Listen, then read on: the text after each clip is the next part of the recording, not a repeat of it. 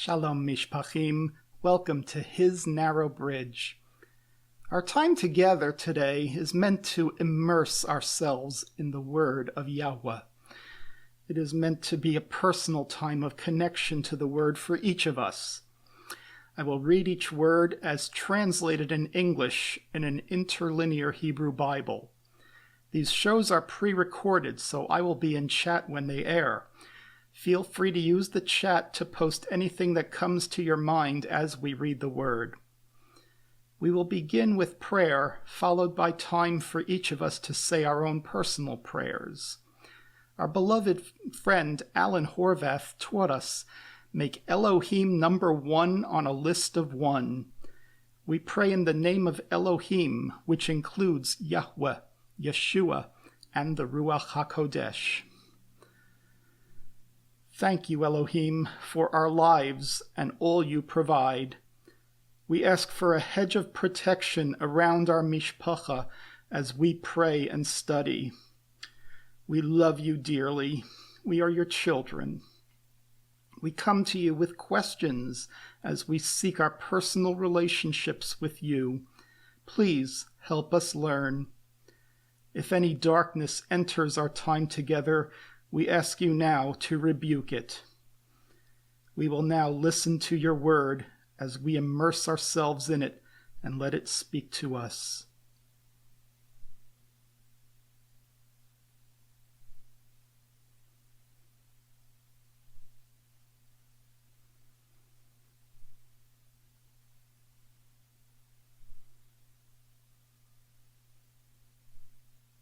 Acts chapter 18.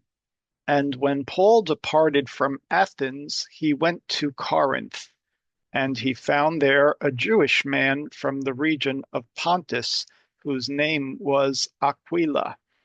And Aquila had just arrived from the country of Italy with his wife Priscilla, because Claudius Caesar had commanded that all Jews should depart from Rome. And he went to them. And because he was of their trade, he took lodgings with them and worked with them, for by their trade they were saddle makers. Footnote 156, this Aramaic word has long been mistranslated as tent maker in the Greek versions. The Lamsa project, the concordance to the Peshitta version of the Aramaic New Testament, defines this word as a worker of rough cloth. However, the truth is that Rav Shaul was a saddle maker instead. The lexicon to the Syriac New Testament, Peshitta, by William Jennings, Ulrich Gantillion, reads saddle maker, and a saddle or harness maker does not make curtains or tent cloth. Verse 4, and he spoke in the synagogue every Shabbat and persuaded the Jews and Gentiles. Footnote 157, see Shabbat in appendix. Verse 5, and when Silas and Timothy had come from Macedonia, Paul was impeded in discourse because the Jews stood up against him and reviled as he testified to them that Yeshua is the Mashiach. And he shook his garments and said to them, from now on I am clean, I take myself to the Gentiles. And he went away and entered into the house of a certain man named Titus, one who feared Elohim, and whose house adjoined the synagogue. And Crispus, the president of the synagogue, believed on our master, he and all the members of his house. And many Corinthians gave ear and believed in Elohim and were immersed. And Master Yahweh said to Paul in a vision, fear not, but speak and do not be quiet, for I am with you, and no one is able to harm you, and I have many people in this city. And he resided in Corinth a year and 6 months, and taught them the word of Elohim. And when Galileo was proconsul of Achaia, the Jews assembled together against Paul, and they brought him before the judgment seat, saying, this man persuades the people to worship Elohim contrary to Torah. And when Paul requested that he might open his mouth and speak, Gallio said to the Jews, "If your accusation, O Jews, related to any legal offense done or any fraud or base act, I would listen to you in proper fashion. But if the discussions are concerning words and about names and with respect to your Torah, you must see to it among yourselves, for I am not disposed to be a judge of such matters." Footnote 158, words refers to discussion about tradition or oral law. 159, names, because the names of Yahweh and Yeshua judges the religious traditions of men. Yahweh brings the salvation of Yahweh in the name of Yeshua. Yaakov Hatzadik was martyred for upholding both the name of Yahweh and Yeshua Mashiach. And footnote 160, Torah becomes a point of contention only when man's traditions are judged by the word of Yahweh. Religion upholds tradition as equal to or more binding than Torah. Many claim that their tradition ranks above Torah, but Rav Shaul and all the shlichim are clearly waging war against all manner of false religion on these three fronts: words, names, and Torah. Verse 16, and he repelled them from his judgment seat.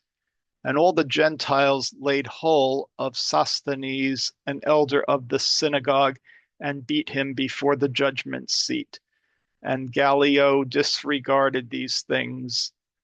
And when Paul had been there many days, he bid farewell to the brothers and departed by sea to go to Syria. And with him went Priscilla and Aquila, when he had shaved his head at Cenchrea, because he had vowed a vow. Footnote 161, Rav Shaul makes a vow. His shaved head serves as a public declaration of his devotion to and love for Yahweh. See also Acts 21, 23 through 24.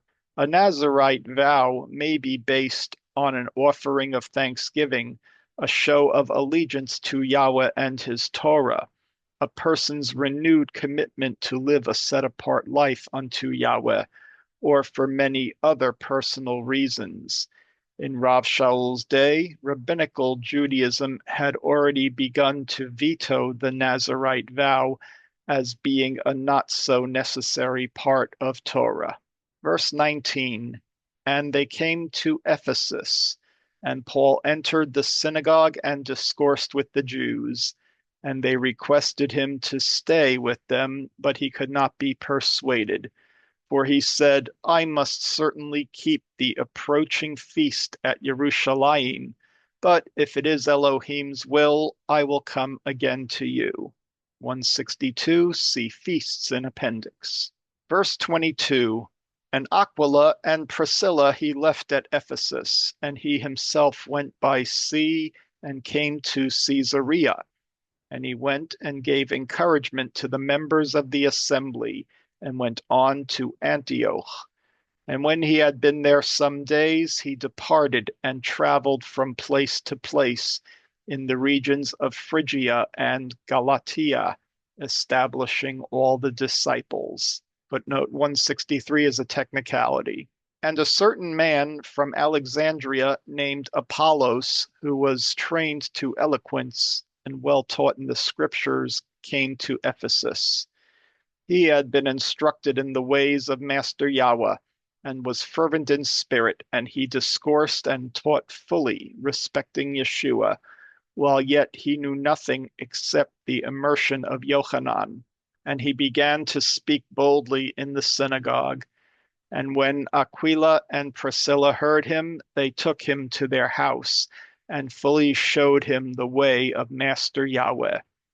And when he was disposed to go to Achaia, the brothers anticipated him and wrote to the disciples to receive him. And by going through grace, he greatly assisted all them that believed. For he reasoned powerfully against the Jews before the congregation, and showed from the scriptures respecting Yeshua that he is the Mashiach. The history of computing at Livermore is in part the history of the largest and most powerful computers of the day. We have stepped into a computer museum at Livermore in order to review this history. The first generally available commercial computer was the Remington Rand UNIVAC 1, which was delivered to Livermore in April 1953, just 7 months after the laboratory was founded by Ernest Lawrence and Edward Teller. The computer delivered to Livermore was the very same one that had appeared on national television the preceding November, correctly predicting the landslide victory of President Eisenhower over Adlai Stevenson. The UNIVAC 1 has a computing power about 1/40,000th that of the XMP. Its computing elements were 10,000 vacuum tubes, and their memory element was a mercury delay line. This computer was programmed using absolute machine language without even an assembler to help in the programming process, and was operated in a hands-on fashion in which the programmer or physicist actually sat at the console of the computer while he ran his problem. The UNIVAC 1 did not meet our computing needs, and so over the next several years, in the mid to late 50s, several computers in the IBM 700 series were acquired. The 701, which used a Williams tube memory, and the 704 and 709, which, like subsequent computers, used core memory. These computers were programmed in assembly language, and beginning with the 709, we began to use batch processing rather than hands-on operation. Also at this time, we became involved in the Fortran project, the first high-level language, and toward the end of the era began to use Fortran extensively in our work. These three machines were built in part because we directly encouraged their building by IBM. In regard to the next two machines that we will discuss, we did more than encourage. We actually specified the machines and had them built especially for our needs. The first of these machines, the LARC, the Livermore Advanced Research Computer, was acquired around 1960. I'd like to especially call your attention to this picture, which shows three of the leaders of the laboratory. Dr. Edward Teller on the right was one of the founders of the laboratory. Dr. Harold Brown in the middle was at that time director of the laboratory and subsequently became Secretary of Defense. And on the left is Dr. Sidney Fernbach, the one person most responsible for the quality of laboratory computing and who headed the computing effort at the laboratory for more than 20 years. The LARC and the Stretch, like most subsequent computers, were designed using transistors rather than vacuum tube. And here's an example of the LARC circuitry in the transistorized style. Neither the LARC nor the Stretch was much of a commercial success. However, IBM learned a great deal from their efforts with the Stretch, and that led to commercially successful transistorized computers, the 7090 and 7094, both of which were used at the laboratory. However, they did not meet our needs, as none of the other ones had. So we moved on to a new series of computers built by the Control Data Corporation. We first of all acquired a 1604, then a 3600, and then finally a really major computer, the Control Data 6600.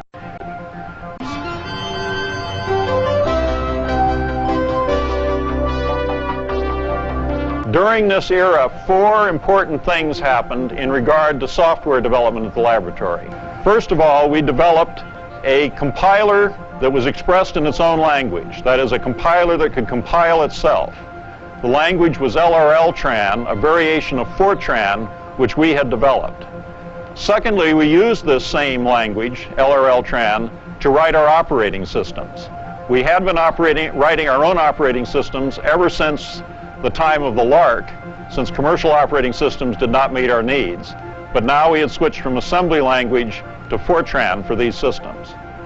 Also with the 6600, we introduced time sharing, which replaced the batch mode of operation in which the user sitting at a terminal in his office could directly contact the machine.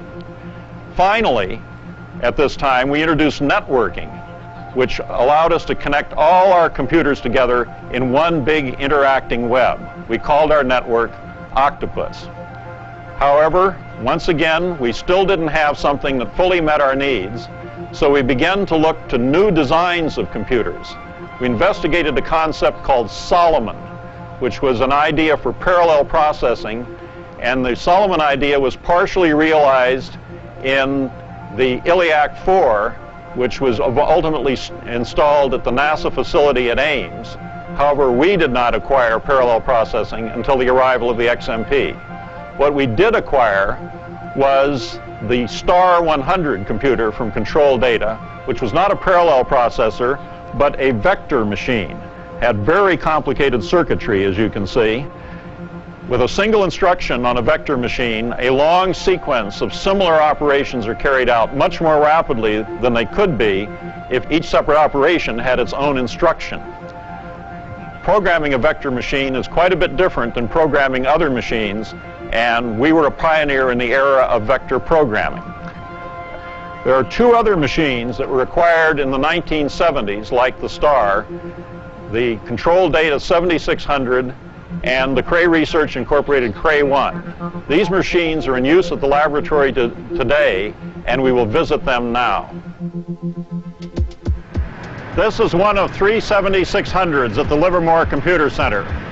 Together with four Cray 1s and the XMP, they make a total of 8 major computers in the Octopus network today. These computers, like their predecessors back to the mid-1960s, are used in a time-sharing mode and are accessible only over the network. The first 7600 was installed about 1970, and the first Cray 1 a decade later. The Cray 1, such as the one over here, is similar in appearance to an XMP, but is about a half generation earlier in computer technology. This brings up to date the history of major computers at Livermore, and many make the mistake of thinking that that is the whole story. But such is not the case, as we shall see next. Large computers require the support of large input, output, and storage devices. We shall discuss storage first. This is our newest storage device, the Automated Tape Library, which has a capacity of 2 trillion bits. However, today we record that many bits every 3 to 4 months, and so we were actively searching the marketplace for an even larger device. This device can load, unload, wind, rewind, read and write magnetic tapes automatically. Its inner workings involve complex sequences of mechanical motions. The history of storage at the laboratory begins with magnetic tape. First this metallic UNIVAC tape, then later acetate tape, and finally the modern Mylar tape. Beginning with the IBM 700 series and continuing through the LARC, we use drums, and then beginning with the stretch discs. With the introduction of the Octopus network in the mid-1960s, it was no longer the case that every storage device was associated with a single computer. Instead, the larger devices were shared by all the computers through the network. There was the IBM Data Cell, and then the IBM Photo Store, an extremely complex machine with an entire chemical factory built into it for developing its storage medium, which was high-density silver halide film. In the 1970s, we acquired the Control Data 38500, which stored information magnetically in these little cartridges. The most outstanding software innovation during all this time was the introduction in the mid-1960s of a directed graph naming structure, or directory system, and the introduction of the use of capabilities as a way of proving access rights to files. Now that we have considered computer storage, let us turn to the subject of output and visit our newest output device. This is our newest output device, the fastest printer available today, the IBM 3800. We have 2 of them, and between them they produce about 3 million pages per month. In addition, other devices, mostly microfilm recorders, produce 10 more million pages.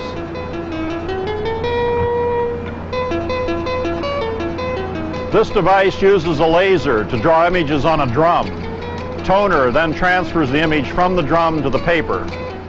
The first computer output device at Livermore was the Uniprinter, an electric typewriter attached to the UNIVAC computer and producing this kind of output at a speed of 10 characters per second. Starting with the Remington Rand UNIVAC printer in 1957, All the major output devices at the Livermore Computer Center have been shared among the major computers. Today, that sharing is over the Octopus network, but in earlier days, the devices were run offline using tape. Following the Remington Rand were printers produced by Stromberg, Carlson, and Xerox. The increasing speed of these printers led to an increasing volume of output, as shown by the red line on this graph. In the mid-1960s, a milestone occurred with the arrival of the Radiation Incorporated printer. This one-of-a-kind printer was manufactured especially for the laboratory. It ran at 30,000 lines a minute, producing a black-on-gray format using special electrosensitive paper. This printer was in use for about 10 years, when it was superseded by printers producing a more pleasing black-on-white format. These printers were the Honeywell NIPS, or non-impact printers. However, in one way, the NIPS represented a step backwards, in that they ran at only 18,000 lines per minute, and therefore 2 of them were required. During the late 1960s and early 70s, 2 other systems were acquired which are still in use at the laboratory today. One of these is TMDS, Television Monitor Display System, which consists of television monitors located in the user's offices and used by them as an adjunct to their teletypewriters. Like most modern output devices, these show not only printed text, but graphs and pictures. Another system in use today consists of about 40 stations scattered around the laboratory. Each station typically consists of a card reader and a line printer. The relatively slower speed of this line printer is compensated for by its nearness to the user. Here are 2 of the 5 FR80 microfilm recorders in use at the laboratory today. These devices, like all the large storage and output devices of the Octopus network, are controlled by mini-computers. And just as is true for the larger computers in the network, these mini-computers run systems designed and programmed by laboratory personnel. These devices record images on microfilm, either film strips or fiche, such as you see here. Each fiche contains the equivalent of 252 printed pages, but in a form far less bulky. Now that we have brought up to date the history of output at the laboratory, we turn to the subject of input. The input medium for some of the smaller computers of the 1950s was the plug board. Here the programmer plugged his program directly into the side of the computer. However, for the larger computers of that era, the input medium was punch cards. Here the programmer would punch his program either using a hand punch or later using a key punch. The punch cards were then read into the computer through a card reader. With the introduction of the Octopus network in the mid-1960s, the most common input medium became the interactive keyboard terminal, such as this Model 33 teletype, a so-called hard copy terminal in that the printed material appeared on a sheet of paper. The interactive keyboard terminals are wired not directly to the large computers, but to smaller computers called concentrators, such as this PDP-8. The concentrators then contact the larger computers over the Octopus network. A more modern kind of keyboard terminal is this soft copy terminal, in which the printed material appears on a TV screen, though this particular terminal is also supported by a hard copy alternative. Now let's see the most modern kind of input medium.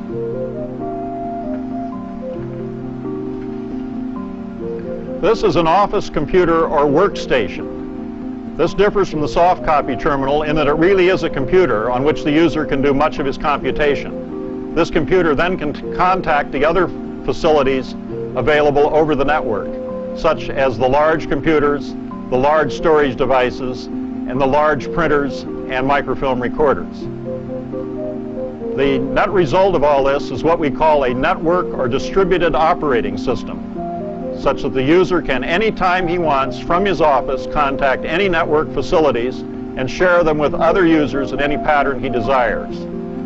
The design and implementation of the software for this network operating system is one of our major projects at the present time. So we end where we began, back at the Cray XMP, which has now been brought online. The internal parallelism in this computer reflects the inherent parallelism in a distributed network such as Octopus, and is expected to characterize the newer and more powerful computers that we will be acquiring over the next several years. However, looking even further into the future, say 30 years, it is difficult for us or for anyone else to foresee what that world will be like, just as it would have been difficult for those people 30 years ago working on the UNIVAC 1 to foresee what our world is like here today.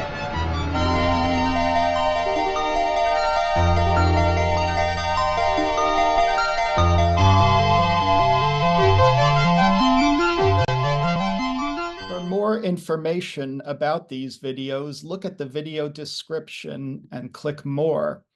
You can then have links to my YouTube channel and the YouTube playlist, which has all the Aramaic English New Testament videos, Bible Hub links, and Odiote. So this is useful because you can click a chapter and go word by word through the scriptures and get details about each word and where they are used throughout the Bible.